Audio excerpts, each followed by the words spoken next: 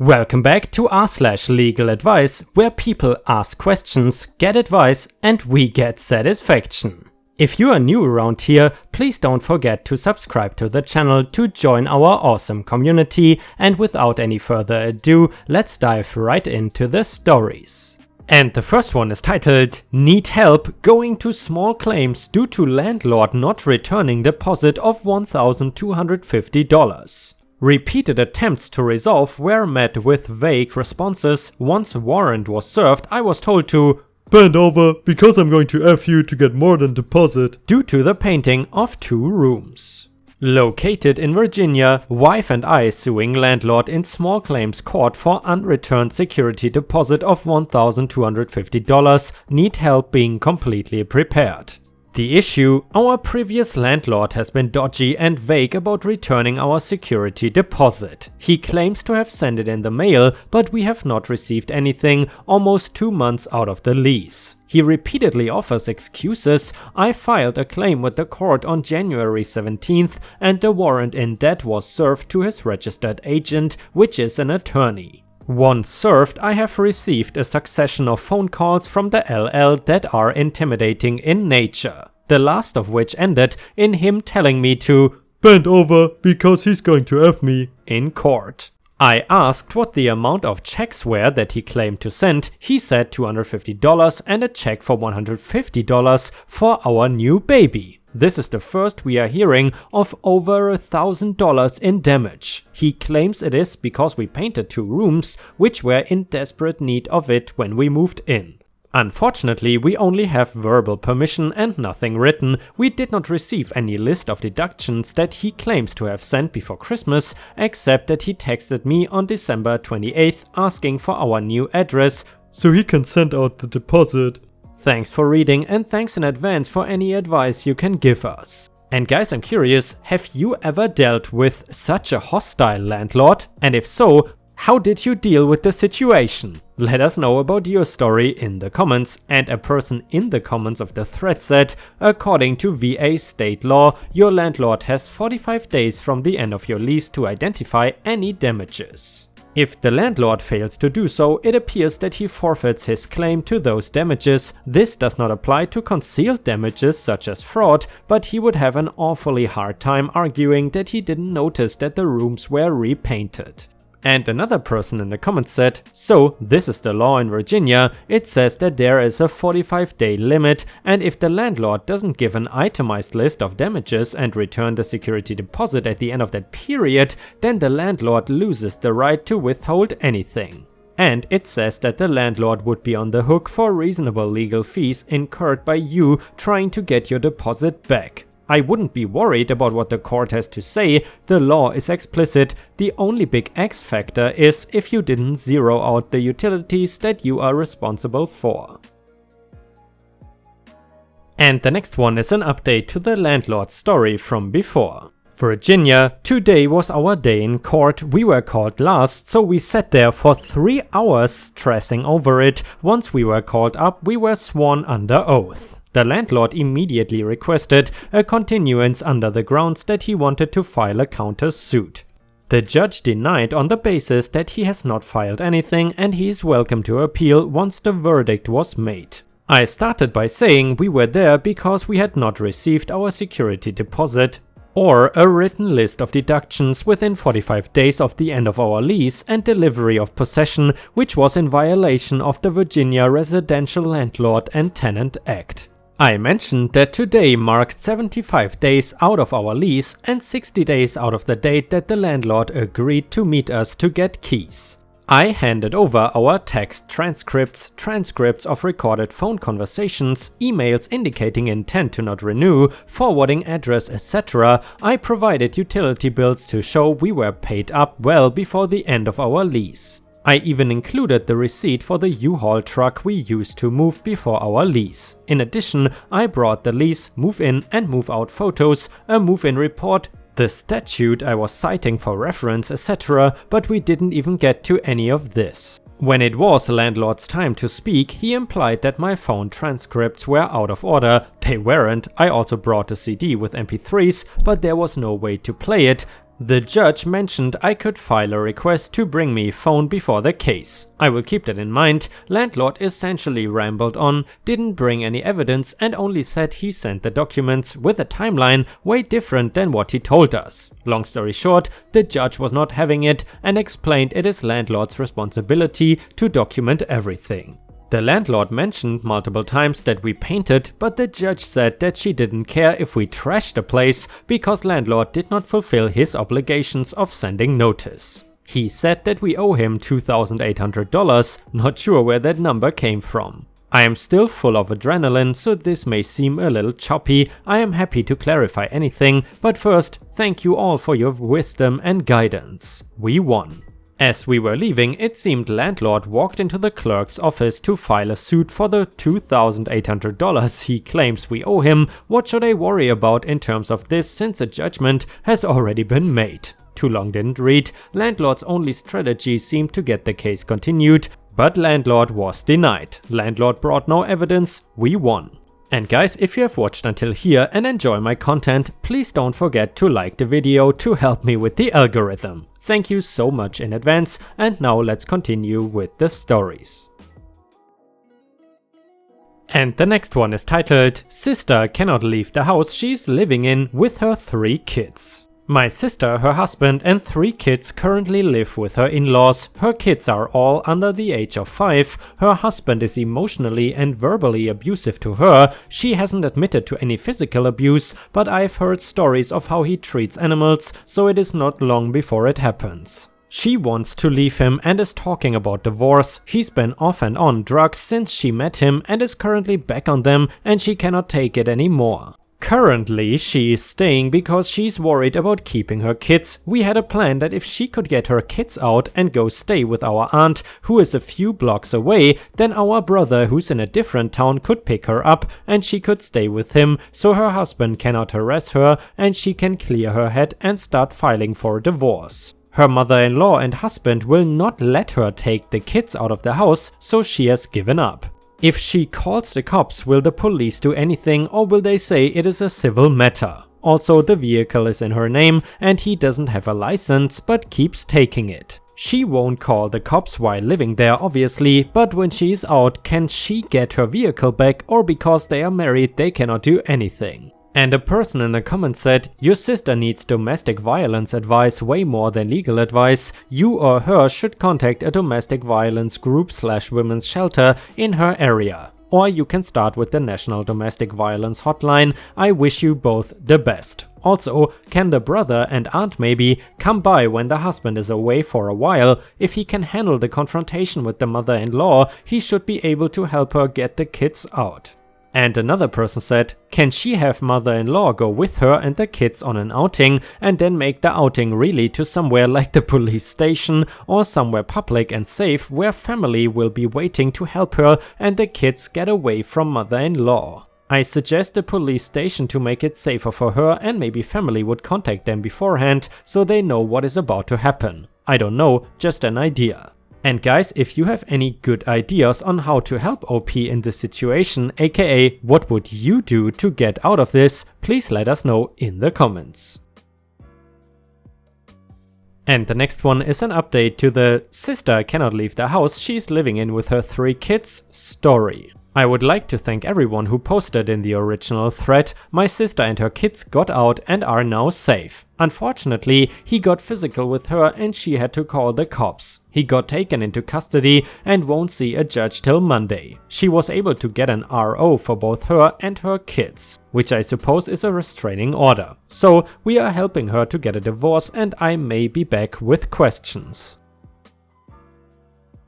And the next one is titled, Botched Reglazing of Apartment Bathtub Results in 1 Cat Dead, Another Cat Sick, Husband Seriously Ill. What happened and timeline. My husband and I live in an apartment building. There is several buildings in the complex and the company owns other complexes as well. We've been living here since 2016 with no complaints. On Monday the 29th, the tub was reglazed by a contractor. We were instructed via letter by the landlords to leave the apartment, along with our cats, 4-year-old male cat Tycho and 6-year-old female cat Max, both mutts, for 6 hours during the reglazing and immediate drying process, but we were told we could return afterwards. This was repeated to us by the contractor on his arrival. We returned late that night to give extra time, and we noticed a smell coming from the bathroom, which had the door shut and the tiny fan on, but we trusted the information we had been given and thought it would be safe. By Tuesday the smell had not left and we were feeling a bit off. I was becoming very irritable, experiencing headaches, and my husband was coughing more than usual. The cats seemed fine, as animals often do even when they are not. On Wednesday evening, my husband and the cats started to become ill. Thursday, my husband called poison control very early in the morning to get some advice. We were told that the most common reglazing agent, methylene chloride, enters the lungs and settles there, inducing pneumonia, which is the inflammation of the lungs, as well as affecting the liver and kidneys, and carries a risk of long-term health issues such as cancer. My husband also went to urgent care because he was unable to breathe, where he was given an inhaler and steroid shot and was told that if he does not improve quickly, he would need to be hospitalized. That night, the cats began to have difficulty functioning and began vomiting repeatedly. We immediately moved to my mother's apartment in the same building, where we stayed for the remainder of the week. While we aired out our apartment as much as possible, we opened the bathroom door, left all windows open with our box and tall fans, attempting to air it out. After doing research on reglazing chemicals typically used for bathtubs, we found that it is strongly suggested to 1. Not be in the home for at least 48 hours after the reglazing, and 2nd, that leaving windows open is not enough. You must bring in some kind of ventilation gear, such as hurricane fans or powered tubing, to clear the area out before re-entering. Friday morning, we took our cats to the vet for care. After Saturday, the cats got worse, their vomiting increasing. We began syringing water and liquid food into them. On Sunday, we checked out our apartment and, no longer smelling the chemical, we moved back in. Things remained unchanged, cats vomiting, although a tiny bit less than before, but since it didn't get worse, we thought it would be fine to stay there. Max began to tremor late Tuesday afternoon. We rushed her to an emergency vet service where a blood test and x-ray revealed that she was in renal failure and that her liver was all but destroyed. We attempted to try hospitalization for her, but she died while they attempted to apply an IV. We immediately moved in with a friend in town and intend to stay the week until we can stabilize our health and get some kind of absolute assurance that our apartment is back to a safe place to be. My husband stopped at the apartment again today to pick up needed items and immediately began vomiting when he breathed in the air. I am sure his immediate reaction is due to the compound effect of the prior exposure. I doubt a new person would have that dramatic of a reaction. We took Tycho to his regular vet Wednesday morning. Yesterday, his blood work and x-rays revealed irritated lungs and swollen kidneys and somewhat bad liver function. It is likely that the steroid shot and water IV saved his life. He was given a water and electrolyte IV, anti-nausea meds and pain meds. He's improving and has a follow-up appointment tomorrow morning on Friday. My husband had a doctor's appointment this morning, Thursday, and blood work is being processed. His breathing is better but labored, more steroids were provided. The doctor advised a 1-week, 6-month and 1-year pulmonary recheck to monitor long-term heart issues resulting from this. I will be seeing my primary next week. My questions: although we are mostly devastated at the loss of our cat and we are frightened by my husband's health, he's still having breathing problems and is returning to the doctor today for a follow-up. We are also feeling the effect of many hundreds of dollars in medical care for both ourselves and the cats due to the exposure to the glazing products, not to mention other small expenses such as food away from home.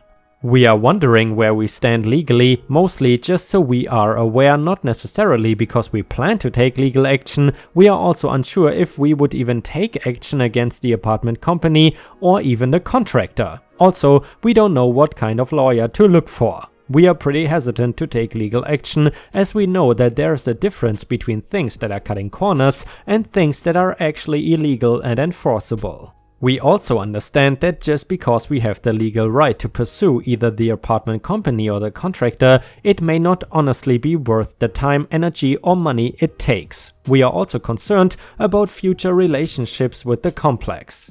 Possibly informative, a friend of ours pursued this same apartment company a few years ago for a totally different issue, and they kept her locked in court, battled for years over a few $100s. Ideally, we would love to have our costs incurred covered and to go about things in a way that ensures that no other tenant will have to go through this. If we had an infant or elderly person in our household, there would have been a risk of death. The total bills resulting from this, so far, amount to around $1,300 in medical bills, which is over 50% of our total household income for a month. But we also want to continue to live here and not create long-lasting issues or become embroiled in an extended legal process. And we don't know how much a lawyer is going to cost if we go that route. We've never done this before, and it seems that a lawyer is a fancy service that only rich people use in our minds. What I have done so far, I have written the apartment building a letter informing them of the facts of what happened above. More briefly,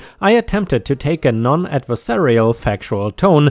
I requested their help with the following. First, the name and contact information of the company or contractor who did the work, in case we need to reach out to them/him in the next few weeks. The exact chemical products, along with brand names that were used in the process, and the amounts as accurately as is possible. This is requested by my husband's doctor so that he can accurately and safely treat him long term. Number 3, hurricane fans or some kind of commercially appropriate ventilation system set up with the windows open to continue to vent the remaining contaminated air. Number 4, if possible, any information regarding if there's a way to actually test the air for safety, that would be fantastic. All I've been able to find online, assuming that the chemicals used include methylene chloride, is that there's a slight sweet smell and that if it can still be smelled at all, it means it is unsafe. Poison Control confirmed this for us as well. Any thoughts, links or advice is welcome. We are aware of the info found at this link and many others concerning tenant injury cases. On a tiny side note, the tub looks terrible, with huge dried drips all down the side, adding insult to injury. And a user in the comments said, if the industry standard is for 48 hours and the increased ventilation steps, then you have an amazing case for negligence in my opinion. Go seek a free consultation with an attorney and they would be better able to guide you according to your specific state and local laws. And go to the biggest, best law firm you can, they will have more resources to pursue restitution. And another person said, I would not fill out the incident report, go speak to a lawyer immediately, and all communication with the landlord and reglazing contractor goes through your attorney. You can quickly damage your case by giving the defendants any information, especially in writing. Your attorney will know how to communicate with them without hurting your case. Save any correspondence from either the landlord or the contractor. Do not have conversations over the phone. Michigan is a one-party consent state, so they can legally record your conversations by phone. The law is written as all-party consent, but that was changed by court ruling. And then the OP posted this update. I have received the following response from the regional manager. Hello Heather, I was terribly sorry to receive your email and hear about the problems with your husband and your cats. I have reached out to the company who did the reglazing and they are going to send over to us the MSDS sheets which list the chemicals used for the reglazing. I will respond with the information you requested along with the MSDS forms later on today when I have received those. I have attached an incident report for you to please fill out for us, and you, if can return this to me, I would appreciate it. When I have the incident report back from you, I can turn the report and your email along with the MSDS sheets and any other documentation to our insurance carrier. Thank you. Update number 2. I spoke with a personal injury lawyer in my area a few moments ago. He advised that we are really on the line between a simple insurance payout for bills injured versus a larger personal injury case, $100,000 plus. The difference will be whether or not we have and can prove that we have lasting health repercussions such as reduced lung capacity. Since we won't be able to know that until more testing is done, and since we have plenty of time to bring this to a suit if needed, 3 years, we should wait and gather as much info as possible before doing anything. For the moment, I have advised my apartment manager that I will be waiting to fill out the form until I have all the relevant info the form needs. I kept it to that simple explanation, no mention of a suit or anything. If we do not have personal injury, we can simply move forward with the insurance claim and be reimbursed for the medical and vet bills, fighting in small claims if it is denied. If we do have a case for personal injury, we can contact his firm and they will look over the case and communicate with the apartment complex. Update number 3, I have the info of the company. It's got all kinds of awards and have 30 plus years of service, and they talk on their site about their robust ventilation process and that it is so good you can even be in the house while they work. I have no clue what is going on. Did they just send the new guy who they hired yesterday off the street? Are they lying on their site? Am I totally nuts? Update number 4, I received the SDS, but I have no clue what I'm looking at. It looks like methylene chloride was not used, although I cannot tell which of these was the stripping agent, so I wonder if there should be another SDS for that. And guys, unfortunately, I would love to tell you that I was able to contact the OP and they have won this big case against this horrible company. Unfortunately, I was unable to reach out to the OP and get an answer, aka an update on this story. Sometimes that is just how legal advice ends. Maybe people don't want to post this publicly or something, I don't know, but unfortunately this is the ending of the story. Don't be too mad at me, please. And the first one is titled, "My husband drained our accounts and wants to kick the kids and I out of the house in a week." Hey, they told me in r/relationships that this is illegal and that you guys would have advice. We are in Ohio, I need a divorce lawyer. On Wednesday I bought him a effing Christmas present. On Thursday I found out he gave me an STI. On Friday he admitted he's been cheating. Yesterday he drained our accounts. He says I need to be out of the house by Christmas Eve. We have 4 kids, 8, 6, 5 and 2. I have not worked since the oldest was born and our relationship has been bad since before my youngest daughter was born. We had not meant to get pregnant. This week I tested positive for an STI. I investigated, confronted him and he admitted it. We had a huge fight, he stormed out of the house, and yesterday my credit card was declined at the grocery store and I could not get cash. He has emptied all of our accounts. I was in charge of the bills and finances. I know exactly how much was in our checking, savings and money market account.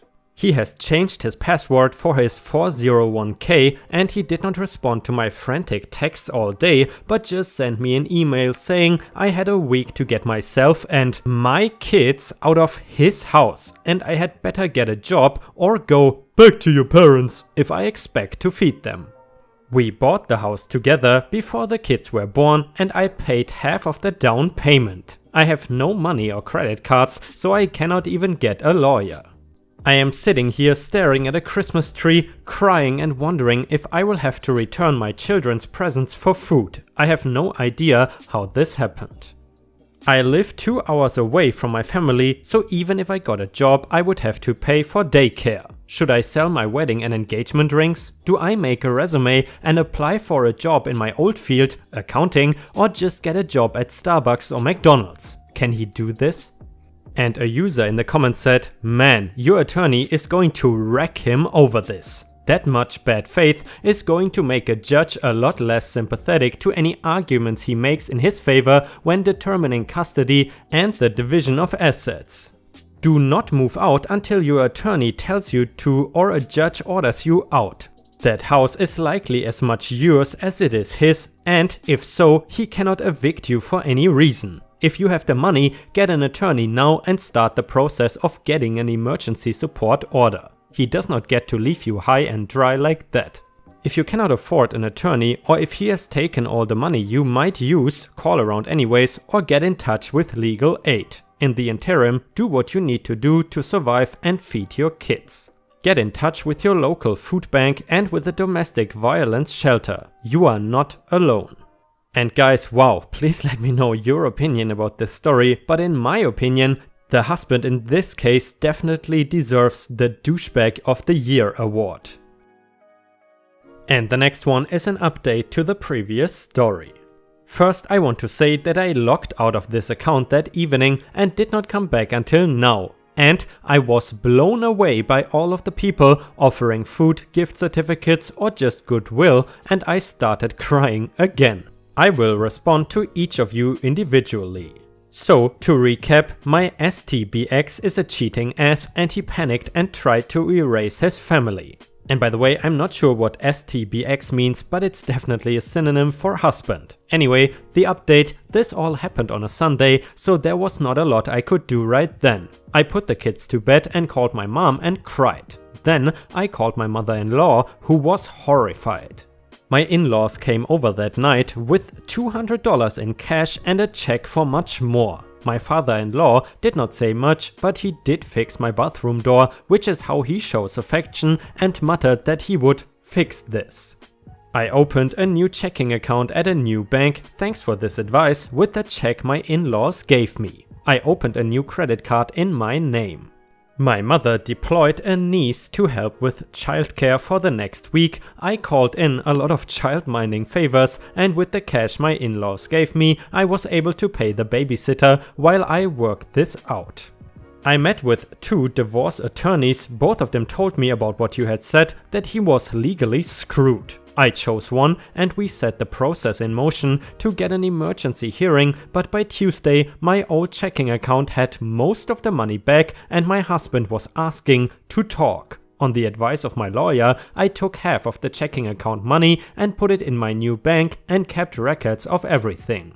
I pulled our credit reports. He has over $40,000 in credit card debt. I also found out that he received a raise last year and funneled this money out of our shared accounts. I would have figured this out when I did our taxes, and this led to him panicking and trying to erase us. Keep in mind, this a-hole gave me gonorrhea. And I am an accountant by trade and I'm afraid of credit card debt the way some girls are afraid of spiders, so I was horrified about this, but my lawyer thinks it is likely that he will have to have his debt on his own as my name is not on it and it seems that most of it was spent on his side piece.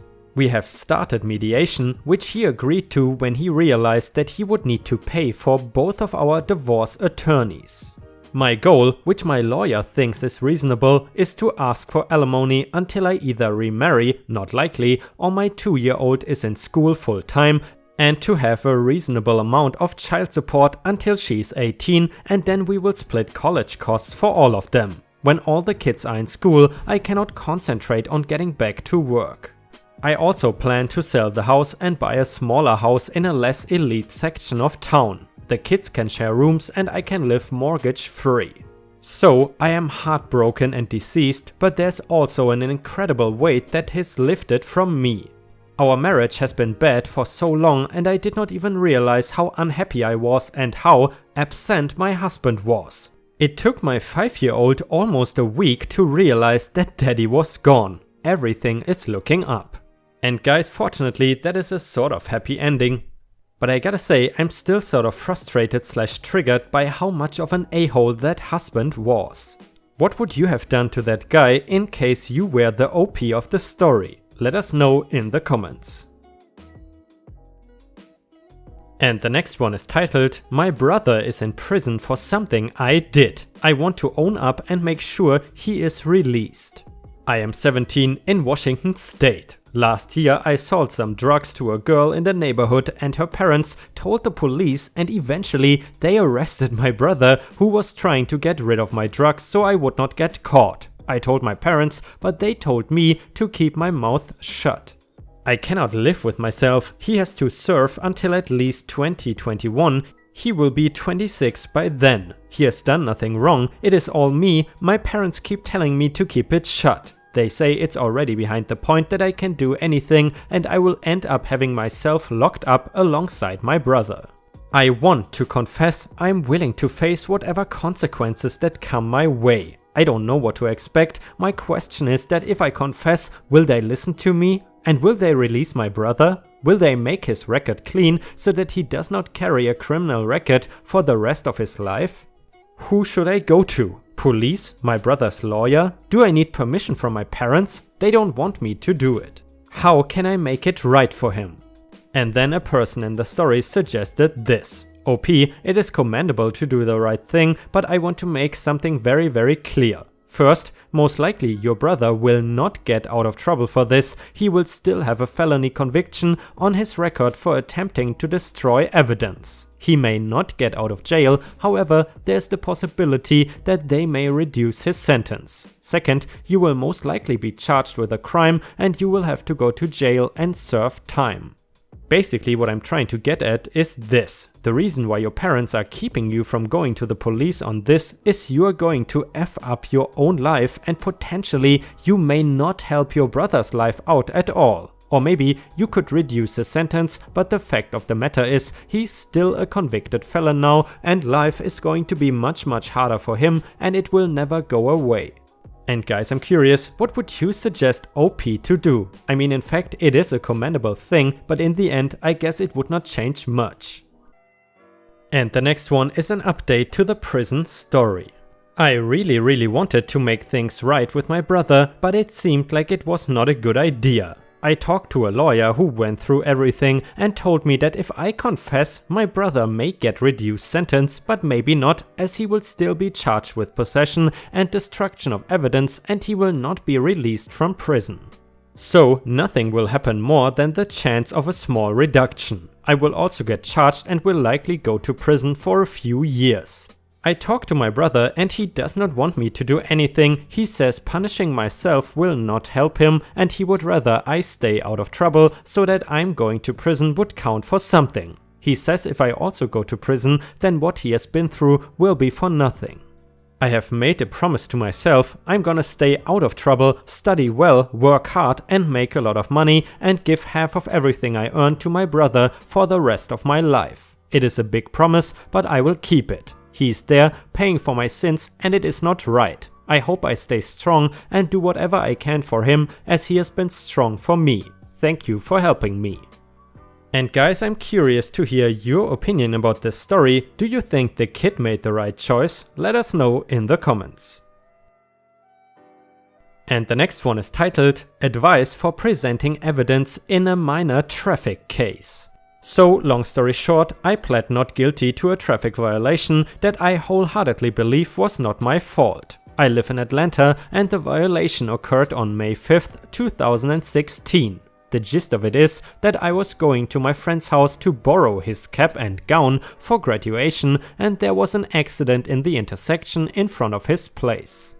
The intersection occurred on a sunny day, no rain, visibility was high and the traffic was moderate and building up quickly because of the stop of traffic. I got to the intersection after the cops and emergency response team got there. The accident itself only obstructed one quadrant of the intersection, so basically some of the traffic could flow through, but not all. Here is what happened in my perspective. I was in the left turn lane waiting for the officer to allow me to pass, let's call him Officer 1. I could not see past the ambulance, so I was looking to him for direction. He gave me the go ahead to go and I drove maybe 5 miles per hour. Slow is what I mean, and I tried to make the turn. I got to the court date and it was going to be a $152 fine in addition to whatever points on my record. This is the first traffic violation I have ever received since I started driving 10 years ago. I am former military, Marine Corps to be exact, with no record of any kind. To note, the officer that ended up giving me the ticket is neither Officer 1 or Officer 2, so let's call him Officer 3. After Officer 3 gave me the ticket, with much reluctance might I add, Officer 1 came up to talk to me and the other offender about why we were getting the ticket. I wrote both Officer 1 and Officer 3's badge numbers down and have it on record. From what I'm told by law students, the fact that the officer that issued the ticket is not the same one that was directing traffic helps my case a lot because he might not have even been there to even see what happened. So first, how do I present evidence in court? I have the contact information of the other guy that also got a ticket for the same thing, and I will have a notarized statement or something drafted up to present as evidence. I guess I could also use my background of 10 years with not even a frickin' speeding ticket or something, not sure. Second, what other information should I bring up? I already pled not guilty. I don't want to have my record marred by something I feel is completely not my fault. I also want the learning experience because I feel like it will be worth it in the future to learn off of something small like this versus when I get a super speeder or something. Thanks for any advice you can give. A user in the comments said, in regards to the I have the contact information of the other guy that also got a ticket for the same thing and I will have a notarized statement, the other person said, no you won't, if you want a witness you will have to bring him in. And then, that is not evidence, if you want to provide an alternate explanation of events, do so, traffic court is fairly forgiving on evidence and presentation. Just present your explanation, you don't appear to have any documentary evidence of your version, so your statement, and a witness if you have any, will be all you have. Update, a bit late, but here's my update. This was my original inquiry. My court date was actually last November, so I am quite late on the update, just had it on my checklist until now. Basically, I went to court and claimed not guilty, they gave me a reduced fine and said it was a one-time offer. I said not guilty, they gave me a follow-up court date, which was the one in November. On that day, my ticketing officer did show up. At first, some of the court people were asking me if I was absolutely sure that I wanted to fight the ticket and if I was open to claiming NOLO claim with a reduced rate. And by the way, I had to look NOLO up in the dictionary. And it said nolo contendory in a court of law, a situation in which someone does not make an argument or explanation that can be used to prove that they are guilty of something. This was the same reduced fine that they presented me on my first court date, where they said it was a one-time offer. I said no and asked what the possible fines were if I was found guilty. The lady quoted me the maximum, which was like a lot of jail time and like $2,000 in fines or something. I still claimed not guilty. In hindsight, I feel like she was trying to scare me into going NOLO. Not sure. The court lawyer lady, not sure what she's called now that it has been so long, asked him questions to help him present his case on my ticket. Very reminiscent of TV courtrooms, confirming dates, times and details. When I presented the evidence, I did not allude to my background or anything as per suggestion from the subreddit. Basically, I just said, the officer providing ground guidance for vehicles was unclear in his instructions. There were multiple people ticketed for the same turn at the intersection. The ticketing officer was not present or in the vicinity when the other officer was providing ground guidance. I did not sound very lawyery, but I did not use slang, curse words or anything like that. I was basically speaking like I was presenting a PhD thesis. The judge confirmed that the officer providing ground guidance was not present and that the ticketing officer did not see the other officer guide traffic. He then said at that point it's basically a he said she said situation and he would rule in my favor because the police side lacked evidence to prove that there was any bad guidance from the other cop. Just wanted to thank you guys, your advice helped a lot, and to be frank, I feel like a basic understanding of law should be taught in school because in hindsight I feel like they were trying to intimidate me several times into a NOLO claim and paying the fine. And the last one is titled Groom is dying, time is of the essence, getting married via Skype in another state. A friend of mine knows a couple in New York City that wants to get married. The virus has obviously put any plans on hold, especially since they still need to get the license. The problem is the groom is in hospice and has maybe a few weeks left to live. He desperately wants to marry his fiancée before he passes. They have heard about some states performing weddings via Skype and some, like TN and I think VT, let you apply for a license online. Would they be able to apply for a TN or other state marriage license and then be married by a TN or whatever official via Skype? Is there any other recourse they might have to get married in New York City during all of this? Would it be possible to do an otherwise legal ceremony sans license and have it validated after the fact? I know that has been done in the past under special circumstances. Thank you. A user in the comments mentioned the term you're looking for is a proxy marriage. 4 states allow them. CACOTX and Montana allows double proxy marriages, but only for military members. You would need to appear in person to be married. And then another person said, it seems the hardest part would be appearing in person together to apply for the marriage license. If he can do that, it would just be a matter of finding an official guy willing to go to hospice and provide the ceremony. Update to the dying groom. I have an update, they have their license. They managed to get hold of the township clerk who worked some magic for them. They will be married in the next few days. It may be very down to the wire as he's not expected to live more than a few days into April, but they will have their wish and their marriage. Thank you everyone for the input and advice, and those who extended it their support. If you want to marry your person but keep putting it off, move forward people, don't wait. And guys, unfortunately we have already reached the end of the video. I hope you enjoyed today's stories, and if you haven't already, please also go to patreon.com/ripeyoutube, where I upload exclusive Reddit videos starting at just $3 a month. This is a great way to support me in case you are interested, and the chance for me to become independent from YouTube revenue. Thank you so much for watching, please don't forget to subscribe and like the video, and I hope to see you again tomorrow.